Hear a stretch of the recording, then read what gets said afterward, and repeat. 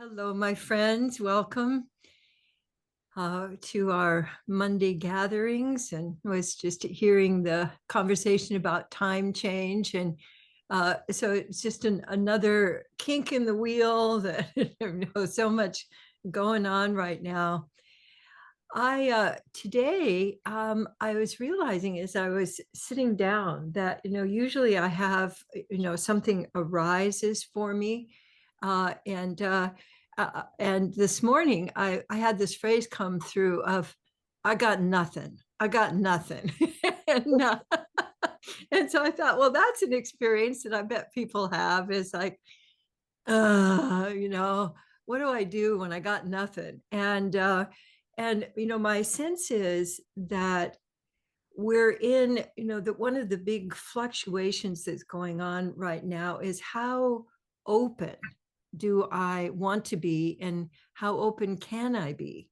And how can I filter or let things through that I don't want to directly be participating with? And what I was thinking of is that that's one of the great functions of loop of awareness is it allows us to begin, if I'm feeling stuck, I'm probably not circulating my attention.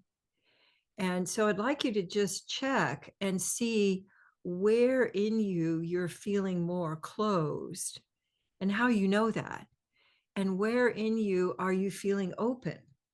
And and those words, what do those mean to you? Of like, when I'm feeling closed, is that more like I want to tuck, or I'm contracting, or I'm not feeling as much energy? So I'd like to have you just explore where in me are you, and where in me am I feeling closed, and then give some attention to that.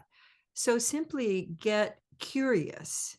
So I'm noticing I do this with my fingers. So how can you create some curiosity? And I know even when I'm stuck that I can move my hands and my feet.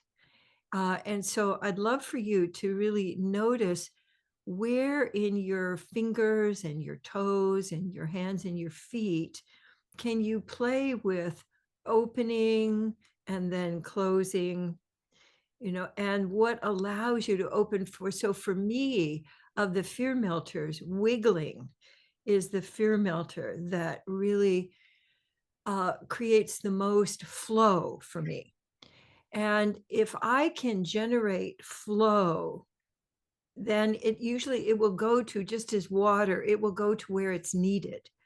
So letting yourself particularly do some gentle wiggles, like some oozy wiggles, and then letting that curiosity land on wherever in you you're feeling more closed than open. And then noticing what happens. So I'm feeling a little bit more, as I'm tuning into it, I feel a little bit more sort of solidness in my shoulders, rather than lightness and flow. And so I'm going to take that wiggling on into my shoulders. And I'm noticing that I want to have my eyes closed to give my attention to my shoulders, and then seeing what's wanting to happen there. And then I want to invite you to let your attention go out, because often when we're stuck in, like we might get into a funk, or, oh, and start just having our attention kind of sink in us. And so, what can allow your attention to go out? And what are the most interesting, useful things to notice out there? So for me, I find I get much more flow when I let my attention go to color, when I let my attention go to something that's moving, where I let my attention go to some, critter, like we sometimes have rabbits in our front yard, which is quite wonderful. So I'll notice a rabbit, or there'll be a bird flitting, or I'll notice there are butterflies. So I'm noticing movement. And m- just a little review that our eyes can see because they register movement. So, movement is really, really a key to us being able to shift from, being closed, or in the closed space, notice if there's flow for you. So for me now, within my shoulders, I'm starting to feel flow, and then I'm realizing that right under that, I've been sort of a little sunk down in myself. So I'm starting to feel more opening in my chest. So I want to invite you to just gently let your attention move out toward. And so now I'm noticing there are little spots from the sun coming in, and they've created this very cute little pattern on the wall that I'm noticing. And then that's, stimulating my curiosity. And then I bring that back in, and so just gently letting your attention move from what's going on inside you to what's going on out there. The other thing is, I'm so aware of how much of what's going on right now we're trying to handle by thinking about it, which just adds to the problem. So I'd like you to just notice how much of your consciousness is located in your head right now, and how much of your consciousness is actually roaming around through your body, and giving attention to various sensations that you're feeling. So for me, the more that I let my attention go to what's moving in my body, the less pressure I have for my head to try to figure everything out. Because that's how we're all trained, and that's what's been going on, in Western civilization for at least the last 400 or 500 years, because we decided that the head was most important and what's going on in our thinking. And so if you can also let yourself notice what's going on between your head and the rest of you, like, is there a flow coming through your neck? Is there flow coming through the center of you? Is there flow coming from the center to out? So the what I'm thinking is going on for most people is that they've built a little fort inside. No. So I'm retreating to my inner fort. And I think it's fine for us to retreat to our inner forts, but I'd like there to be some richness going on in there, rather than that you've pulled all the blinds down and you can't see anything and it's all dark. So, how can you create a yummy fort inside you? So for me, I immediately want to do love scoops, because I'm going to bring in love. I'm going to stash, like the squirrels stash their nuts. I'm going to stash love in various parts of me. So letting yourself make little squirrel moves and reaching out, because there's all this richness and loveliness and circulation of, wisdom that's going on out there. So bringing it on in from wherever you want to have the most richness in your inner fort. And I love to let the love scoops go, oh, yes, I'm safe. I'm safe in here. And so letting yourself create, I actually have invited people to literally create forts. Our former cat, Lucy, told us when she was very little that she really loved forts, and so we had a particular chair that had high arms to it. So I put a little, I'd ask her, do you want a fort?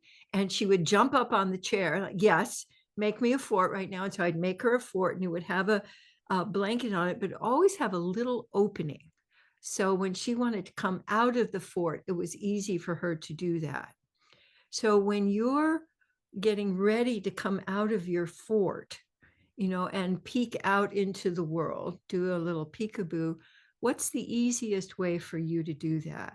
Where in you would be the pathway from fort into more, peekaboo out there with the world?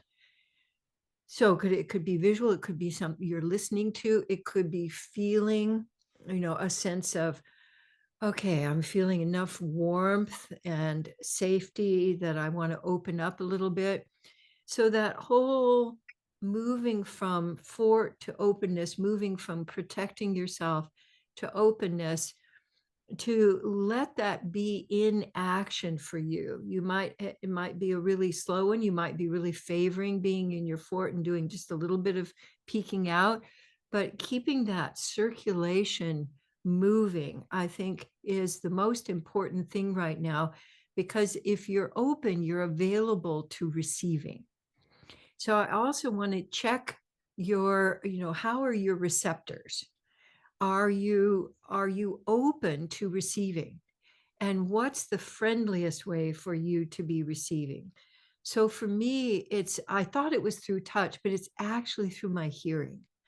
So if like a cat's purr is a wonderful opening for me. I even have a recording of Lucy's purr that our former cat, who is our beloved, who that I can listen to if I really want to create that deep opening to feeling love and loving. So letting yourself be aware of those things that you might want to have around. So for me also with touch, like this sweater I have on is very soft. It's soft and warm.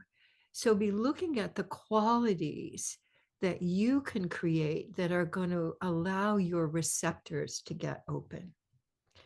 So it may be looking at something beautiful. It may be going out in nature. So you're getting all of that through your senses, taking a walk, even, taking a walk around the block, has all of those qualities. So I invite you to let yourself explore that so that you can jumpstart your getting back into circulation when you get overwhelmed, um, which is pretty easy right now. And so also, like, I'm appreciating you being here because drawing on the connection with others. So I think is incredibly valuable right now. And, maybe just a little bit, or maybe a lot, or maybe a few people, or maybe you want to go and be in, like, just to be in a movie theater, to be with people. Or, I think that when my dad was toward the end of his life, my mom had already died, and he was going to the store. He would go and, like, get his prescriptions filled and go to the store. And I knew that it was a way of him making connection and having a sense of, I'm still here in the world and I'm still with other people. And so I do my best to be available for connection, particularly when I'm, like, in the store, because I know that a lot of people are there not just for groceries. So where are those places for you where you can be both giving and receiving attention? So those things I think are really valuable for us right now. So I'd love to show you the card, which I picked particularly for today. So I'd like you to let yourself, this attention that you've been giving to yourself, and then letting your vision, but also your other senses connect with the card, and then noticing how you're receiving it and where you're receiving it, and whether you're receiving the whole or you're receiving part of the picture. And, as I'm looking at that and then I'm taking it into myself, I'm realizing that the colors are resonant with the colors that I've chosen to wear today. And then I'm just noticing that there's this lovely bird in the throat of the little figure that's there. And then there's wings, and, so I'm going, oh, and but then there's lightning bolts. So it's not just all flowy, that there's some sparks and sparkles in it. So as you are looking at that and then noticing how you're receiving that in you, I'd like to first read the sentence a couple of times and then the question. So the sentence is, I experience reality directly through my body and make genuinely response able choices. I experience reality directly through my body and make genuinely response able choices.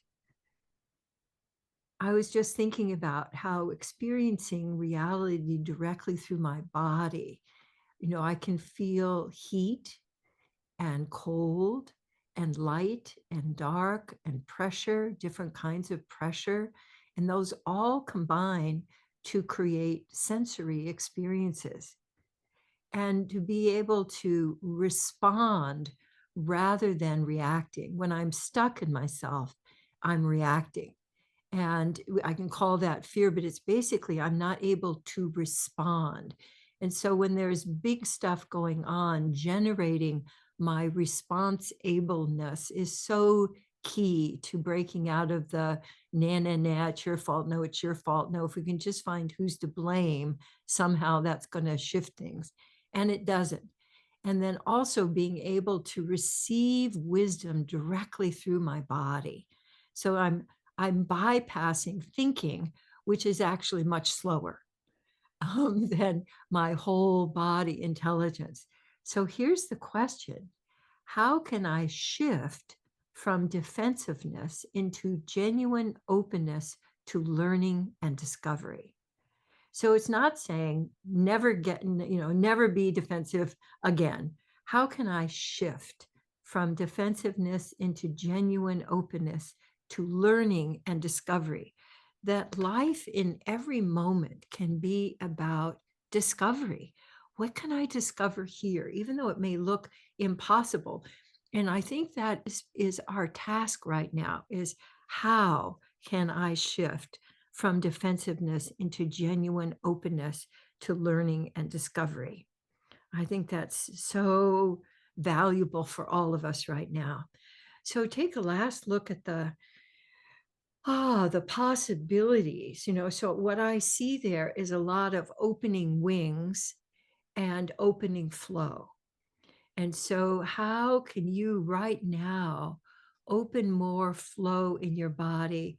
So for me, what just arose in me is the hmm. So coming back to that hmm, which shifts us out of our critical brain into wonder brain. And then for me, the question is, how am I experiencing all of this in my body? And how can I create an openness? So I go to my breath, I go to opening movement in my spine. So there are so many shifts that can allow us to then open the flow again. And it might be a little trickle at the beginning, but celebrating the openness. Hmm. And then, with a wonder question, I wonder how. It can be really, really valuable. So let's come on back to the group, and let me share with you what we have for Present Connect Play today. So presence is a reminder of essence pace to be aware of you and others. So for me, essence pace allows me to take my openness that I might create during like a gathering like this. How can I take this into my day?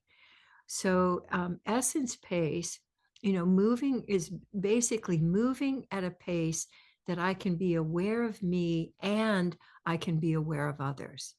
And so if I've lost that, if I get a whoomp of, some shock or some kind of that happens, it almost always I get removed from my essence pace, and I go into either collapse, or I go into one of the fears or a combo. And so if I start, I can do it with my hands, I can do it with my breathing. So breathing at a pace that allows me to be aware of me and to be aware of others. Just as I'm moving around in the house, I can play with going faster and going slower. I can move my hands faster until I'm not aware of it, and then I can move them slower. So playing with essence pace allows me to be most effective, and it also starts to activate my whole body intelligence. So also we have several videos on essence pace, so that would be a great thing for you to review this week, is on our foundation website to just review and go through essence pace, because I guarantee you it's going to revive your essence pump in you, so that you can experience that just as you're moving around in the world. And then connect is another way of open to discovery, is open posture. So we can creep into a closed posture, by little increments. And so shoulders is one of the places that I want to invite you into playing with this week, because shoulders and neck are such a switchboard between your head and the rest of your body. And for many people, it's experiencing your head as part of your body rather than your head is completely separate from your body and has dominion over the rest of your body. But as you're letting yourself play with essence pace, you can even play with essence pace of your thoughts, how you can let your thoughts move more quickly and more slowly until you're finding your essence pace. And then open posture. I find that if I just make a little incremental change. Like for me, opening my shoulders and feeling how my shoulders, the back of my shoulders, my lats can go thump and kind of move down and connect. And that connects me to the oomph part of my back between my shoulder blades and just below my shoulder blades where I get my oomph. And then I've activated my oomph and then I'm moving into the world. So just notice the difference between like tune into me, look and then notice how you would feel if you had your shoulders like this. And then opening, just that gentle opening and being willing to receive. To notice how sharing, noticing that in me and then noticing that in you and what flow that opens for you. So we can be sharing our openness and activating our open posture makes that available for others as well, because we're so connected at an energetic level. And then play. Ooh, this is a great one.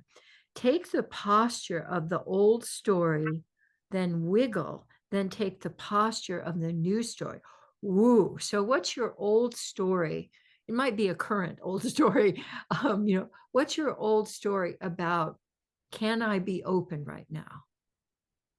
So my old story is, those other people are after me, because I'm one of those people that would have been drowned, back several hundred years ago. So notice what your old story is and take the posture of that. So my old story is pretty much this. So your old story might be this, or it might be this, or it might be this. So just go ahead and take your old posture, about is it safe here and can I be open?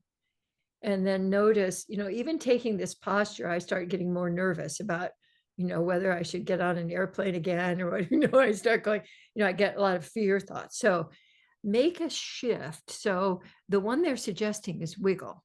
So I find for me, wiggle, I can do a little bit of wiggling, or I can do a whole bunch of wiggling, concluding wiggling my throat and sound.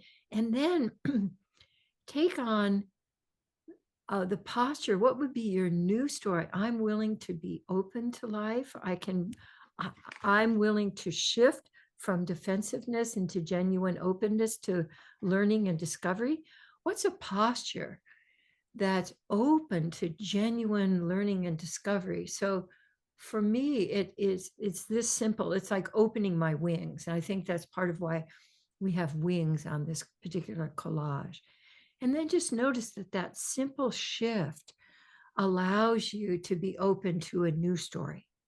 And it can actually be that simple.